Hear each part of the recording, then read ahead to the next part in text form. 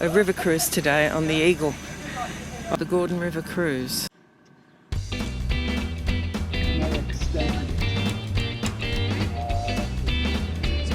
We're sailing to Sarah Island, guys. We're now going to pass through Hell's Gate, which is the narrow passage in front of us here.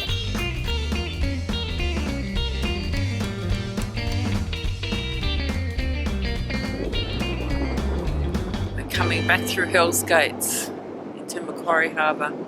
We do get some strong tidal flows through Hell's Gates. The tide normally runs about 3 knots on the outgoing tide and about 2 on the flood. But in extreme conditions, if you have the rivers that flow into the harbour flooding, the tide can run out at over 10 knots through the gap here.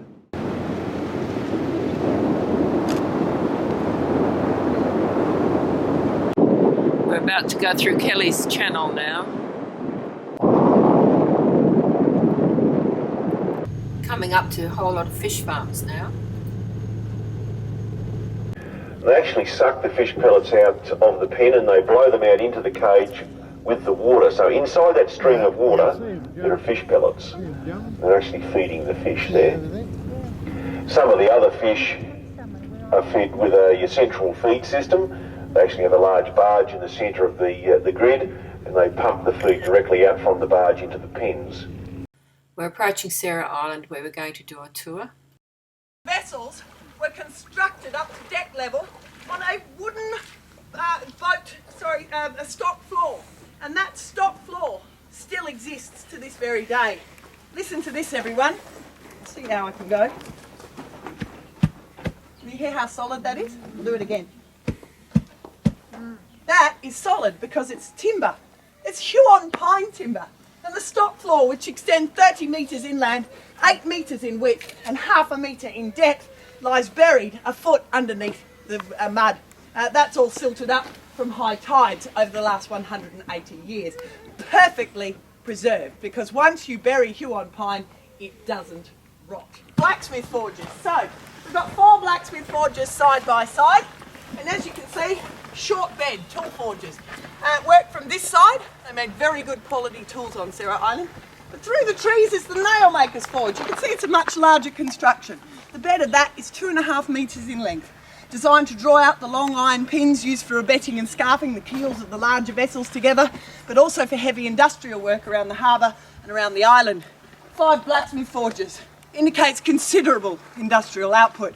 And there's no way they could have built all those ships and boats without having this structure. It's also where they issued the disciplines and punishments. So if there's anyone here with a morbid curiosity as to where the floggings took place, step right up, I'll be more than happy to tell you.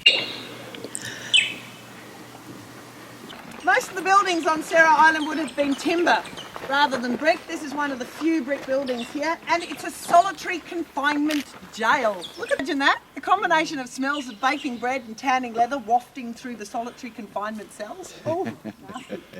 Behind me is the most beautiful example of a Suffolk parish oven, and if you have a look at the mouth of the oven, you'll notice the bricks above the mouth are in a vertical position. The whole domed roof of the inside of this oven is made up of these vertical bricks held together by their own weight, no mortar. In order to be able to make this oven, you have to build the floor perfectly flat, and then you build the walls, and then you fill the entire centre with sand, 3 metres by 3.5 metres. You place the vertical bricks in the centre, slightly shaved on one corner so they lock into position, and that gives them the chance to build a spiral roof on top. When it's complete, they dig out all the sand and the whole structure locks into position. Wow. Major Champ, tonight you will be dining on roast wombat, baked swan, stuffed echidna. The rest of you will be dining on salted beef and salted pork, distinctly green and slimy. Now, the bread is somewhat better here because the wheat is ground into flour on the island, but the wheat arrives here full of weevils. Vegemite on legs, wouldn't you say? You have to remember there's no superannuation.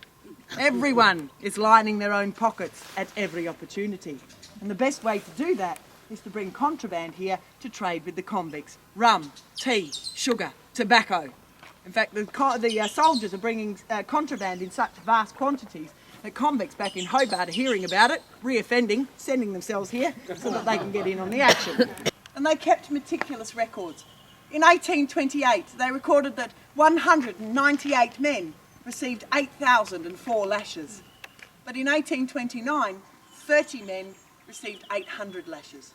That's a 90% drop in the punishment rate in 1 year. This building was described as the old courthouse.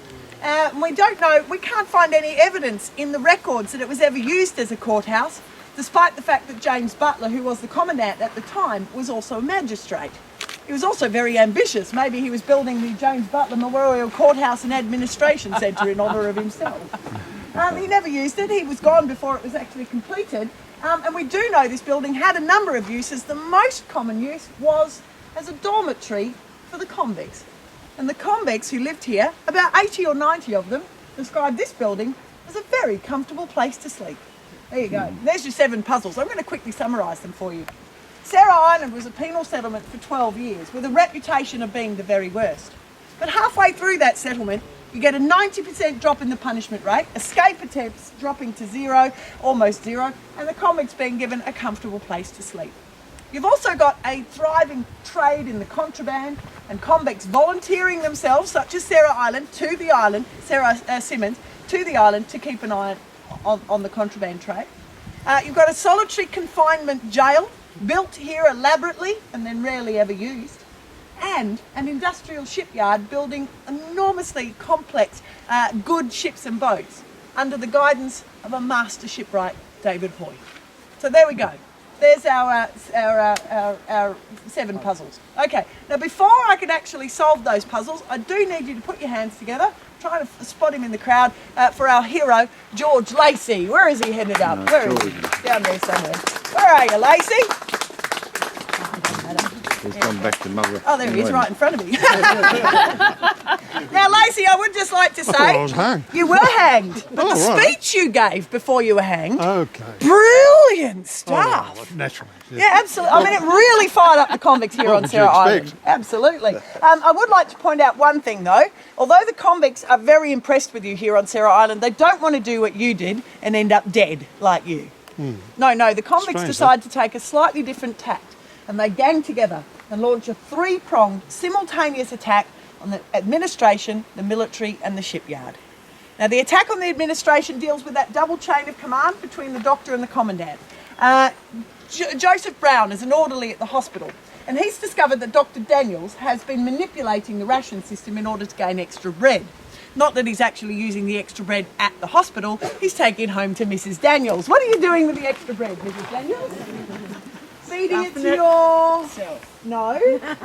Feeding it to your... chickens. Chickens, exactly, yeah. She gets the best eggs and makes the best cakes on Sarah Island. Your place for afternoon tea? Yeah? Very good. Problem is, Mrs. Daniels, that bread is not in scraps, as the doctor has told you. It's embezzled rations. Ah, yes. Joseph Brown and Richard Pell gather together the evidence against the doctor. They present it to Thomas Lempriere on March 30th, 1829. The next day, Lempriere has to close the books for the quarter, or this place is going to shut down entirely. The only way he can do that is to tell the commandant what's going on. The commandant charges the doctor with embezzlement and kicks him off the island. You're out of here. The second attack is on the military, and I'm afraid Major Champ is in trouble again. We're right here. Major Champ, sorry about this, mate. It's not you personally this time. It's that terrible fellow Private James. Oh, I know. Private James, you see, has been caught in flagrante delicto with the Reverend Schofield's goat. And it was witnessed by 4 convicts who just happened to be wandering past at the time. Isn't that right, Mr. Powell? Yeah. I'm afraid military discipline disintegrates. Poor old Major Champ's got his hands full dealing with that. Yeah. Third attack is on the shipyard. David Hoy has built an experimental sloop at the shipyard. He takes it out here for sea trials and it sinks. There's a loss of 3 lives. Hey, Pell, you never intended the loss of the lives, did you? No. No, but you did intend the loss of the ship, didn't you? Yes. Yes. Upon investigation, excuse me, I'm going to get through here. Upon investigation, they discover that the ballast is not rough quarry stone locking together, but round river quartzite. Rolling around on the bottom of the ship causes it to overturn and sink. And that is sabotage. Now, James Butler, who is the commandant at the time, he actually believes that these attacks are directly against his own authority. And so he's got two choices. He can resign or negotiate with the convicts. What do you think he does? No, he resigns. He's far too ambitious. He's not going to negotiate with convicts. The next thing we know, he's gone. Into the breach steps David Hoy, our master shipwright. Now, he has to negotiate. He's got shipwright yards in Hobart to build ships out of Huon pine and no skilled labour with which to do it. David Hoy has offered his time and services to the island here in order to train up convicts as shipwrights. And while he's here, he builds 96 ships and boats in 5 years. That's one coming off the slips every 2 weeks. This is the largest producing industrial shipyard in the entire British colonies. And you can't do that without the cooperation of the men. So, Pell, what is it you lot want? Extra rations? Yes. Rum ration? Comfy bed. Comfy beds? I can give you a comfy building. How's that? Yeah, all right. And down with the punishment rate. We're going to have to work on that. Fishing on the weekends? Well, you may as well. You do it anyway. We have a workplace enterprise agreement? Yes, we do. Fantastic. David Hoy changes Sarah Island. This is no longer a place of fear, dread and bloodiness. This is a place of education, industry and training. You are standing in Australia's very first TAFE college. Now entering the mouth of the Gordon River. The harvesting of Huon pine trees stopped in the 70s. They don't cut them down any longer. The reason they don't cut them down, of course, it takes so long for them to grow. Ahead of us, the river takes a 180-degree turn and flows down the other side of the hill in front of us there. The river twists and winds and almost goes back on itself in several different areas. Just round the next corner, we will be arriving at Heritage Landing. We're walking through the swampy area beside the Gordon River, and I can see a few of the little chimneys that the little crayfish have built. I see a couple over there in the mud.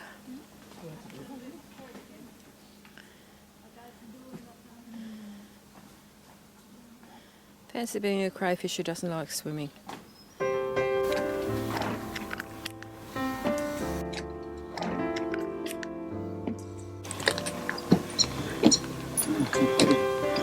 Pretty. One quite close here.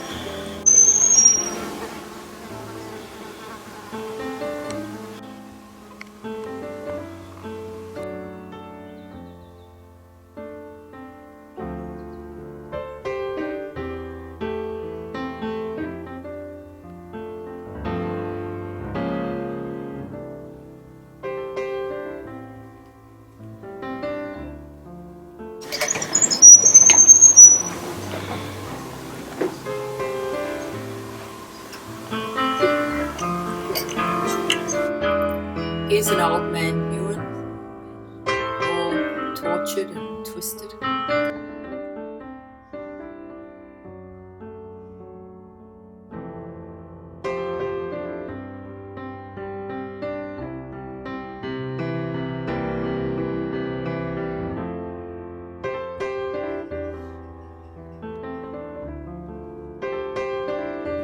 We're reboarding the Eagle now for the return cruise back downriver to Stroll.